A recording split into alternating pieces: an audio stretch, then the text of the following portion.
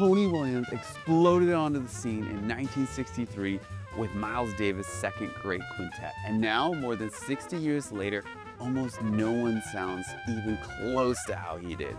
So what happened?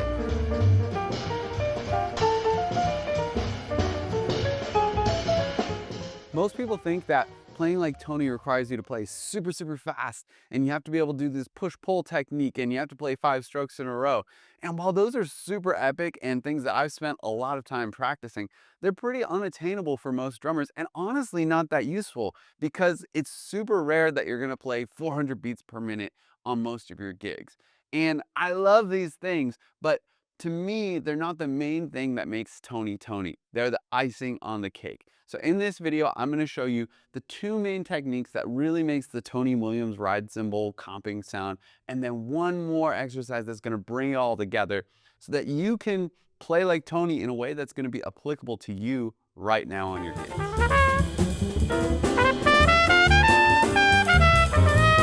Now, I've been a fan of Tony since I was 14 years old, and this is the exact technique that I use to teach myself Tony Williams vocabulary, as well as my student, Shay.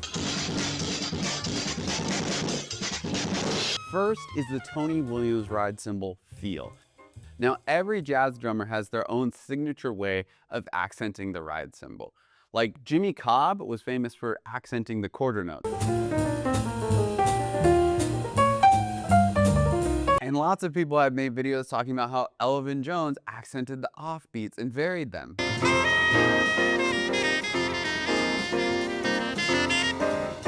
But what I've realized from watching a lot of Tony Williams videos is that he accents the quarter notes and the first note of each spang-a-lang.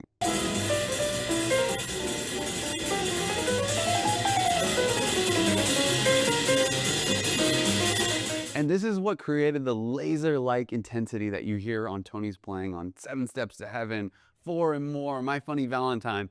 Now, what do I mean by that? How do you accent the spang-a-lang? Okay, here's basically how it works. If you play quarter notes, you play them all at a high height. And then every time you play 3 notes in a row, spang-a-lang, you accent the first note of the spang-a-lang.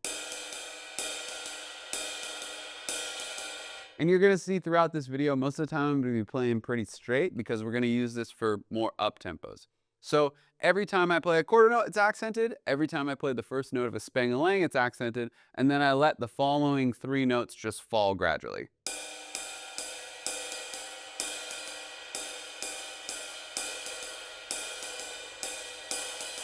And that's what makes it so that when you're varying your ride cymbal, it still maintains the laser-like intensity.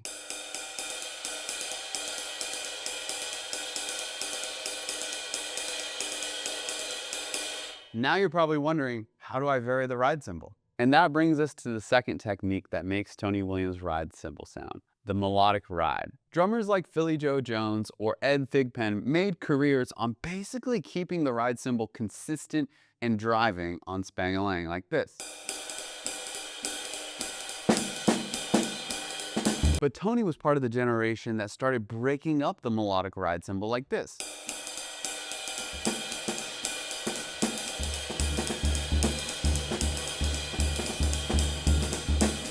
Here's the thing though, you can't just break up the ride cymbal however you want. If you really want to get the essence of Tony, you have to figure out the ways and the patterns that he broke up the melodic ride. So I recommend first transcribing a chorus of Tony Williams' ride cymbal comping, just the ride cymbal, so that you can see how he's phrasing with his melodic ride. By the way, if you want this ride cymbal transcription and the full transcription I did of Tony's comping on 4 and More, click the link in the description to download it for free. Now, once you've done your ride cymbal transcription, you don't want to just play it verbatim. That's kind of like a violinist learning a violin sonata, and they can kind of only do it when they look at the music.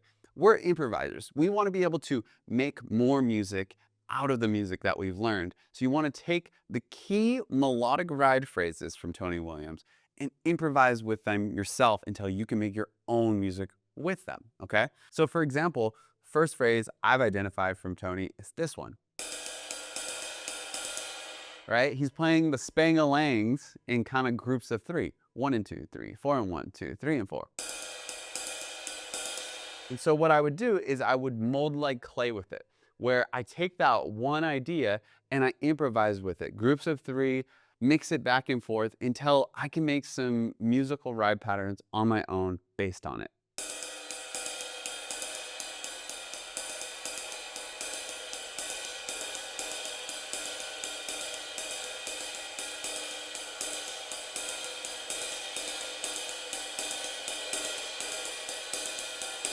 And this is how you develop freedom with the ride cymbal patterns you're learning so that they taste like Tony Williams because they started with that, but they feel like you.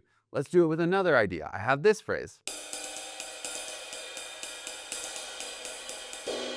Right? So in that one, he's using like one spangalang per bar, and then there's that nice release at the end. So then I'll mold like clay with just that.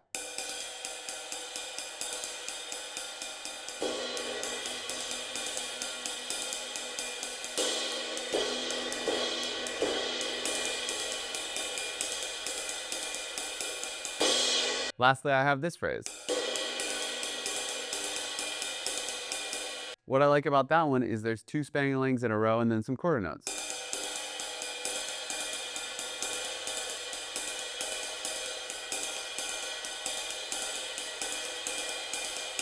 Now, was Tony thinking about that? I don't know. I don't care. I just listened to it and I found the things that I liked about it and understood it in my own way so that I can actually use it instead of just making it this unattainable thing that I'll never understand.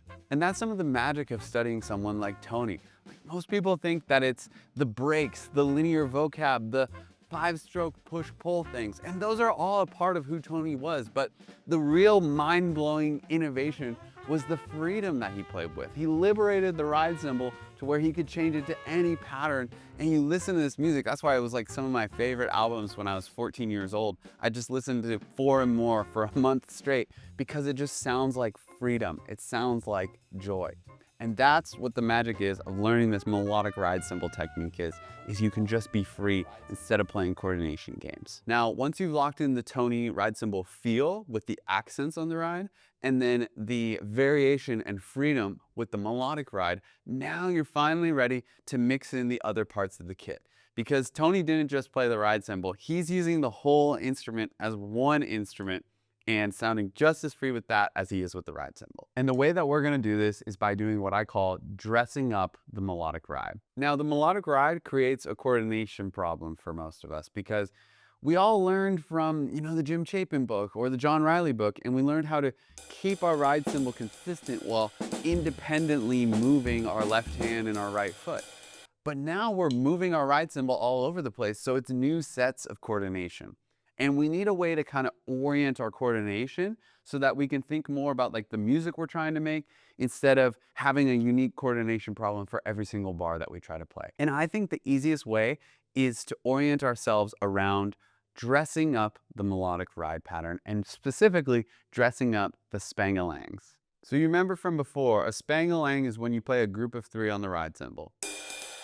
Right? And you'll see if we look at these Tony Williams transcriptions, we'll see that there's different ways that Tony would dress up a spangalang with a snare or a bass or a hi-hat that are pretty much recurring patterns, right? And if we can attach those kind of dressings to the spangalang and we can, improvise freely with the melodic ride, we're gonna have a pretty close approximation of the Tony Williams ride cymbal feel. So I've done a couple of transcriptions of Tony Williams comping over the years, and by far the most common way that he would dress up a spangalang is this one.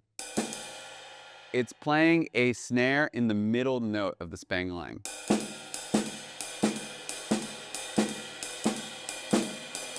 So what we want to do here is try to play our melodic ride cymbal patterns from before and then play the snare in the middle note of every spangalang. Like the first ride cymbal pattern would sound like this. All right, a little faster. The second ride cymbal pattern would sound like this. The third ride cymbal pattern would sound like this.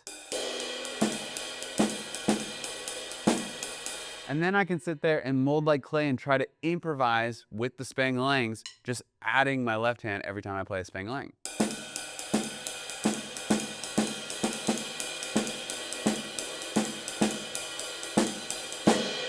Boom, that's starting to sound more like Tony. let's check out another spangalang. So one that he plays in 4 or more is this, right? Snare bass on the first 2 notes of the ride, okay? So I can apply that to my first ride cymbal pattern, my second ride cymbal pattern,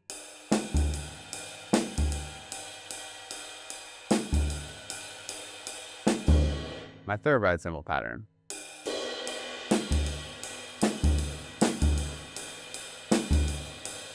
Then improvising.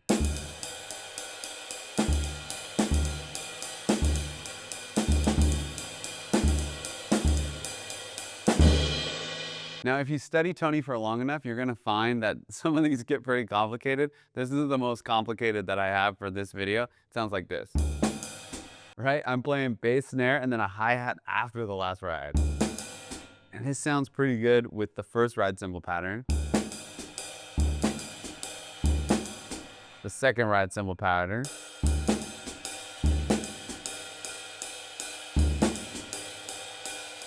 or the third one.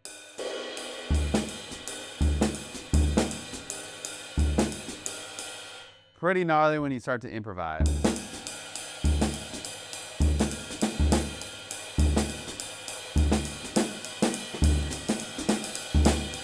Now, in there, I started to mix some of these, and that's exactly what you want to do once you start to get comfortable with this ride cymbal stuff. And that's exactly what I'm going to do in a second, where I play along with a real Miles Davis track and try to do my best Tony Williams ride cymbal pattern. Now, before I try to do my best Tony, I want to bring attention to something that's really important. You see, this whole time we've been studying Tony, trying to figure out how he played, maybe how he thinked, and how we can generate licks that sound like him. But the ultimate goal isn't to do that.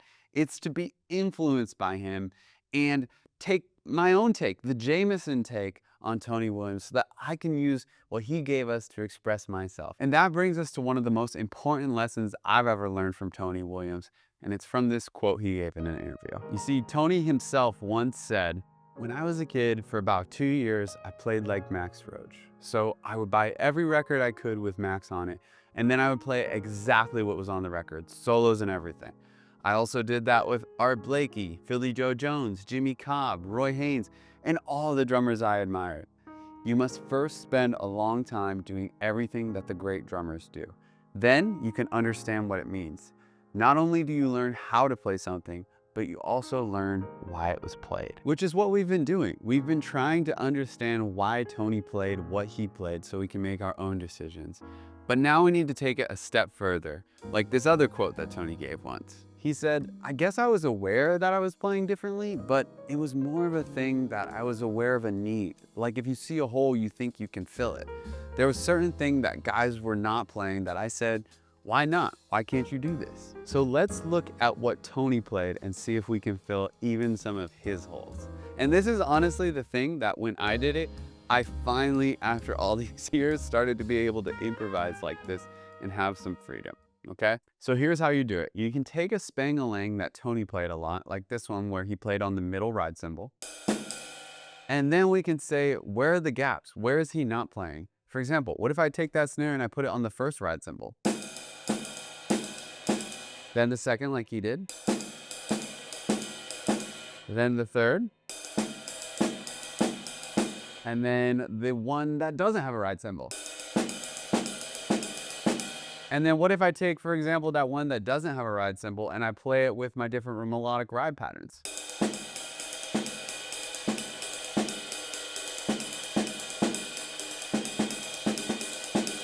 Right? It tastes like Tony, but that's not something he directly played necessarily. And so that's how I'm seeing his gaps and I'm playing the things that inspire me based off of that. And I'll take it and I'll try all the possibilities. For example, like this one earlier that we did with the bass drum. Again, I'll move it through all the partials.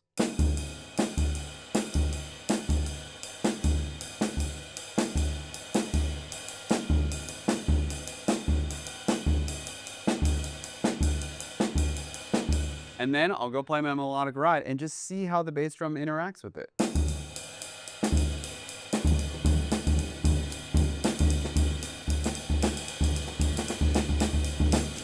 Now, if you do that and you take it through all the possibilities with the spangalangs, with the 5 strokes, it's gonna make it so that what you play tastes like Tony, but it feels like you, so you can make your own music out of what Tony gave us. And that's what all great jazz players do. We study the masters for inspiration so that we can play it in our own way with our own voice, just like Tony did for Max, we do for Tony. And this journey of learning from the greatest jazz drummers, taking their vocabulary and integrating it into ourselves is just one of the many steps to becoming a complete jazz drummer.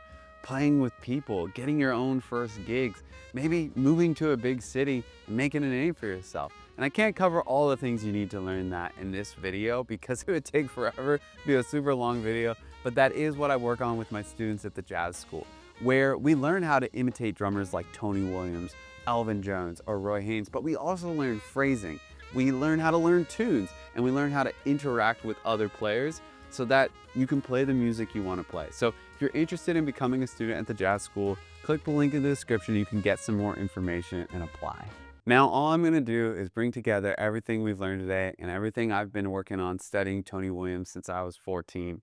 And I'm gonna play some time with the Miles Davis Second Grade Quintet and see if I can make some music. Let's do it.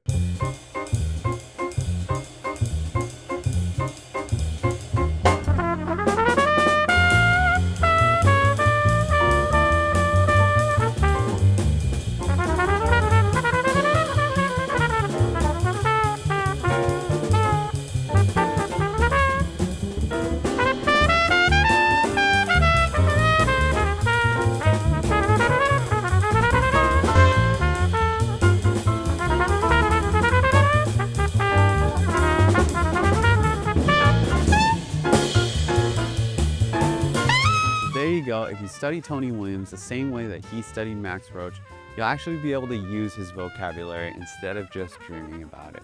If you haven't already, click the link in the description to download the full transcription of his Comping on 4. I'll also include some of the ride cymbal melodies and accompaniments that I picked out for this video.